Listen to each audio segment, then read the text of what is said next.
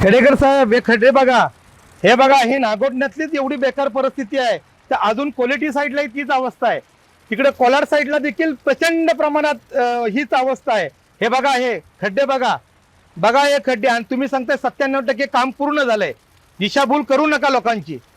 बघा, कोकणामध्ये दर पावसाळ्यामध्ये किंवा दरवर्षी साहेब येत असतात. हा दौरा मला वाटतं माणगावला त्यांच्या कार्यालयाचं उद्घाटन आहे या संदर्भातला आहे. त्याला मुंबई गोवा पाहणी दौरा असं देखील त्यांनी नाव दिलेलं आहे. परंतु या पुढच्या भागात ते येत नाही, ते माणगाव पर्यंत येत आहेत. मला वाटतं हा दौरा त्यांचा सगळ्याच कार्यकर्त्यांना बळ देण्यासाठी, चैतन्य देण्यासाठी, नवसंजीवनी देण्यासाठीचा हा दौरा दिसतोय.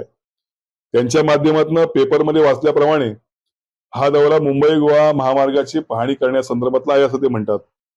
परंतु गेल्या 2-4 वर्षामध्ये हा महामार्ग बऱ्यापैकी पूर्ण झालेला आहे. 95 ते 98% पूर्ण झालेल्या महामार्गाची पाहणी करण्यासाठी येत आहेत. मला वाटतं त्यांना जे अपेक्षित असलेले जे काही खड्डे किंवा काही अपूर्ण काम त्याला पाहायला या ठिकाणी मिळणार नाही. त्यामुळे ह्या त्यांच्या पाहणी दौऱ्यातनं त्यांच्या हाताला काय लागेल असं मला या ठिकाणी वाटत नाही.